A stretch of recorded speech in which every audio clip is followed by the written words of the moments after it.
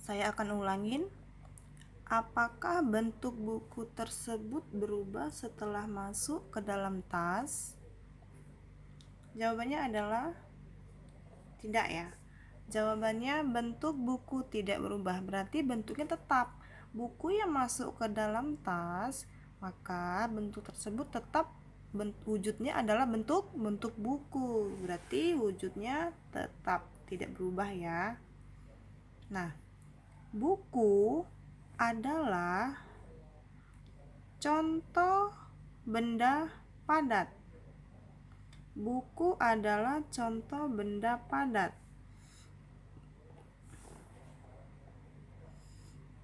Buku adalah contoh benda padat. Benda padat memiliki wujud padat. Benda padat memiliki wujud padat. Benda padat memiliki bentuk tetap. Artinya, buku yang kita masukkan ke dalam tas wujudnya tetap bentuk buku. Berarti benda padat memiliki bentuknya tetap. Ya, Miss ulangin. Buku adalah contoh benda padat. Benda padat memiliki wujud padat. Benda padat memiliki bentuk yang tetap. Sudah cukup jelas ya. Bentuk benda padat tidak mengikuti wadahnya. Apa itu wadah, Miss? Tempat. Ya, tempat atau bendanya atau objeknya. Bentuk benda padat tidak mengikuti wadahnya karena zat-zat penyusunnya saling berdekatan dan tersusun teratur. Saya ulangi sekali lagi ya, biar paham.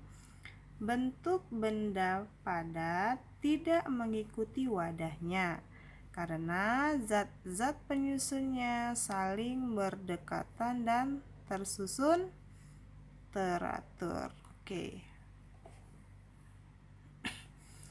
Kira-kira seperti ini gambar dari zat penyusun benda padat. Lihat, zat yang satu dengan zat yang lainnya berurutan ya. Kemudian rapat-rapat, tidak ada yang renggang, jadi tidak ada bergerak ya. Zat-zat penyusun benda saling bersusun rapat. Tersusun atau bersusun rapat sama ya. Lihat nih, berbaris. Jadi dia rapi gitu ya. Zatnya itu rapi. Oke. Contohnya adalah kursi. Kursi termasuk contoh benda padat ya. Kursi termasuk contoh benda padat. Bentuknya tetap, volumenya tetap ya. Nah, meja termasuk contoh benda benda padat ya. Meja termasuk contoh benda padat. Kemudian sendok itu termasuk contoh benda padat juga ya, sendok. Batu merupakan contoh benda padat ya. Kamu melihat batu di lingkungan sekitar kita itu merupakan contoh benda padat. Kemudian kertas termasuk juga contoh benda padat ya. Kayu termasuk contoh benda padat. Plastik juga termasuk contoh benda padat.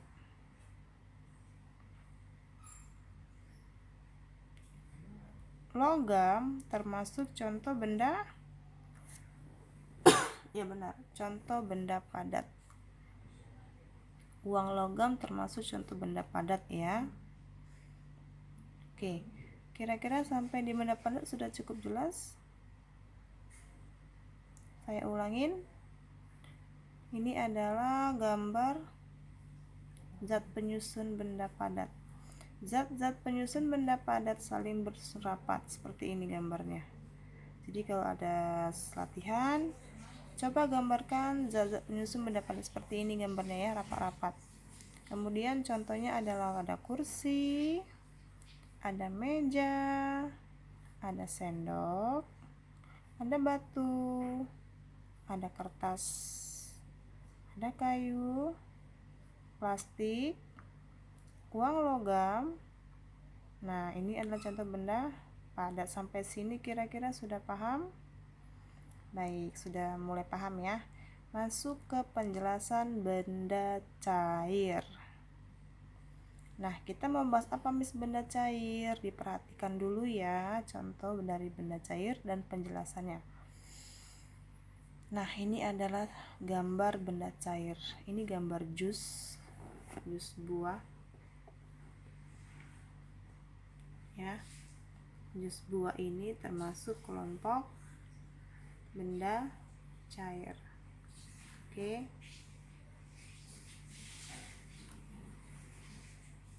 Nah, bacakan, disimak. Jus buah adalah contoh benda cair. Benda cair mempunyai wujud cair. Benda cair memiliki bentuk tidak tetap. Saya ulangin. Jus buah adalah contoh benda cair. Ya, jus buah ini contoh benda cair. Oke. Benda cair mempunyai wujud cair. Benda cair memiliki bentuk tidak tetap. Kenapa? Dia mengikuti wadahnya nih. Kalau menyerupai bentuk gelas, si zat cair ini wajib mengikuti wadahnya berbentuk gelas juga. Oke, benda cair mempunyai wujud cair sehingga dia itu bentuknya tidak tetap. Oke. Bentuk benda cair selalu mengikuti bentuk wadahnya karena zat-zat penyusunnya tersusun teratur tetapi renggang. Saya ulangin. Bentuk benda cair selalu mengikuti bentuk wadahnya karena zat-zat penyusunnya tersusun teratur tetapi ingat, renggang. Berarti dia jaraknya tidak rapat. Kira-kira seperti ini gambarnya. Oke. Seperti ini. Saya baca. Zat-zat penyusun benda cair saling bersusun renggang.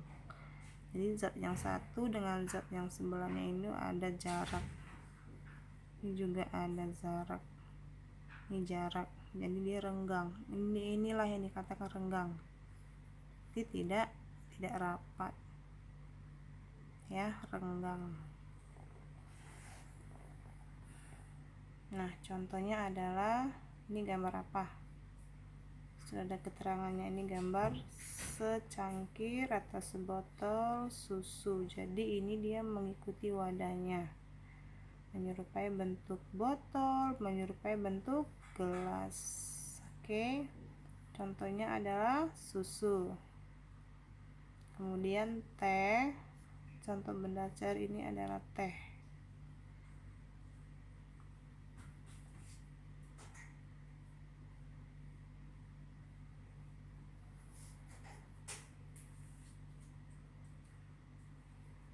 Oke, selanjutnya contoh benda cair ini adalah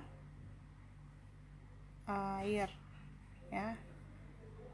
Air merupakan contoh benda cair. Gampang ya mengingatnya. Kemudian selain air, contoh yang lain adalah sirup. Nih, sirup ini merupakan contoh benda cair. Sudah tahu ya, jika minuman ini termasuk benda cair. Kemudian kopi. Kopi termasuk contoh benda cair. Oke. Selain kopi, air hujan juga contoh benda cair. Jadi kalau hujan sudah tahu, oh iya, hujan itu termasuk benda cair ya Miss, karena air yang turun atau air yang mengalir dari tempat yang tinggi ke tempat yang rendah termasuk ciri-ciri benda cair adalah air hujan. Selanjutnya adalah minyak goreng. Minyak goreng ini termasuk benda cair. Oke, sudah tahu ya, minyak goreng termasuk benda cair. Selanjutnya adalah kecap. Kecap termasuk contoh benda cair ya. Ya, ada kecap, ada saus. Saus termasuk kelompok benda cair. Oke.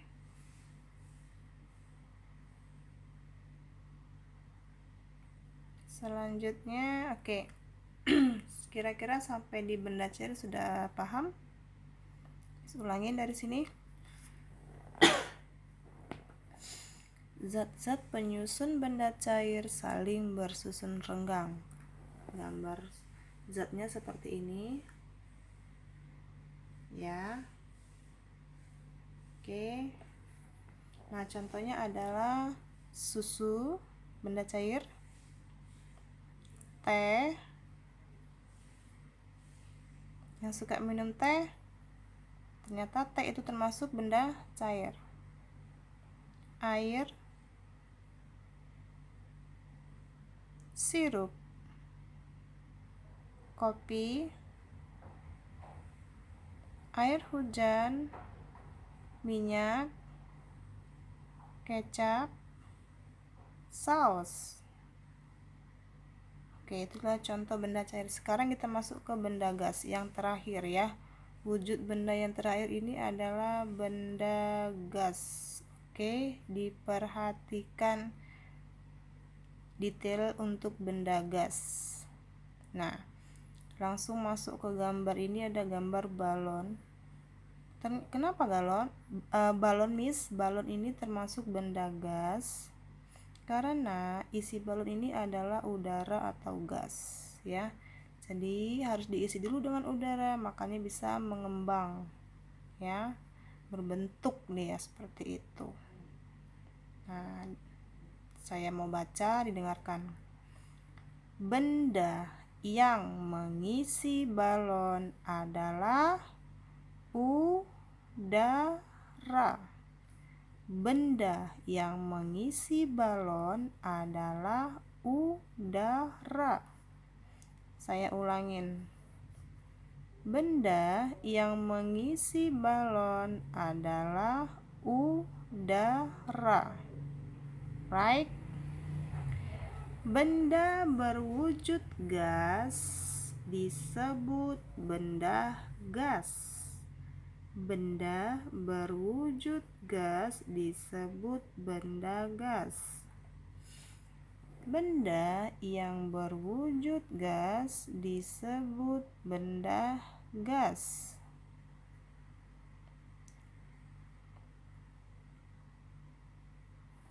Disulang. Benda yang mengisi balon adalah udara ya. Nih, udara. Benda yang berwujud gas disebut iya, benda gas. Sudah paham? Baik, saya lanjut. Nah, selain balon, ada juga contoh benda gas, yaitu balon udara. Balon udara ini adalah balon yang dipasang gasnya di sini. Jadi dia bisa terbang seperti helikopter, seperti pesawat. Hanya saja ini sifatnya untuk sementara. Dia hanya untuk berwisata saja sih ini. Ya, bukan untuk transportasi. Ini untuk travel aja ya.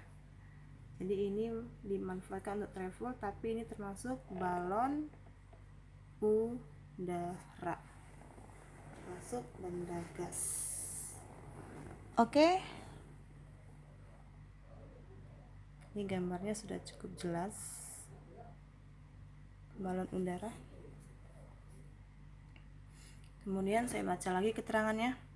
Benda gas memiliki bentuk berubah-ubah karena zat-zat penyusunnya tersusun tidak teratur dan saling berjauhan. Saya ulangin.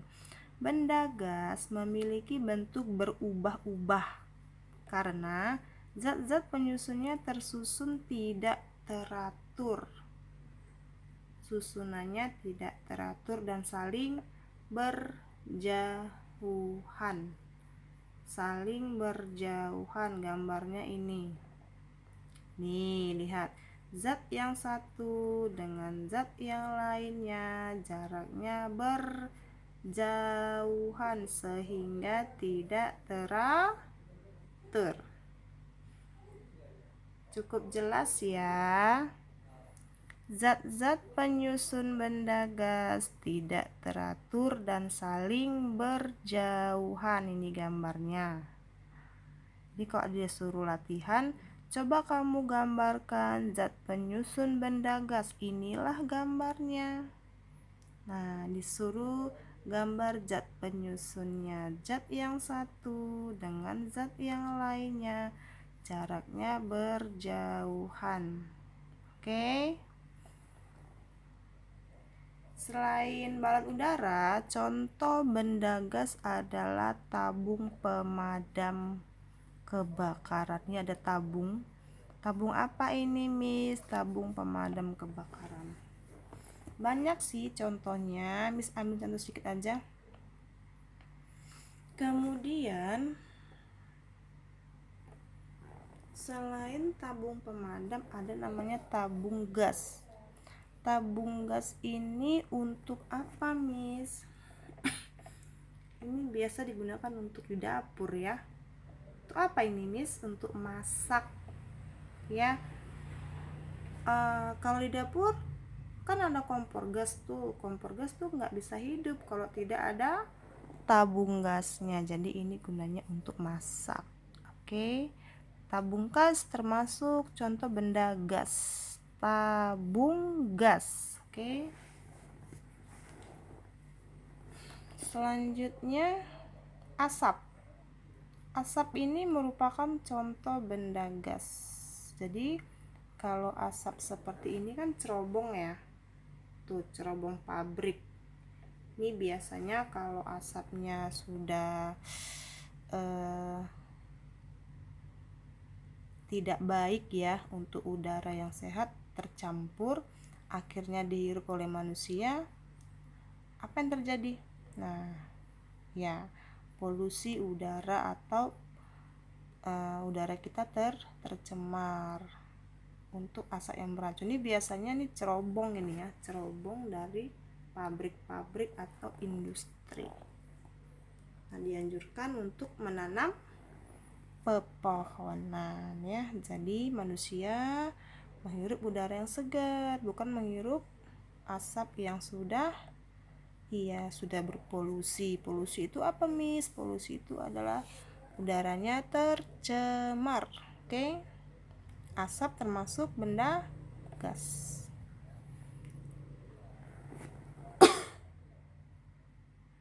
Oh, sudah habis. Oke, sampai di sini dulu penjelasan Miss mengenai benda gas. Saya ulangi sedikit. biar paham lagi sedikit aja ya. Benda yang mengisi balon udara adalah, iya, benda yang mengisi balon udara adalah gas ya, atau udara nih. Nah, benda gas ini memiliki bentuk yang berubah-ubah karena zat pengisinya tidak teratur dan saling berjauhan. Ini gambarnya. Nih gambarnya. Nah, contohnya adalah tabung pemadam kebakaran, tabung gas, asap, dan balon atau balon udara. Ini. Oke, nah sekian dulu dari Miss hari ini. Sekian dulu ya dari Miss-nya ya. Thank you. Selamat pagi. Bye-bye.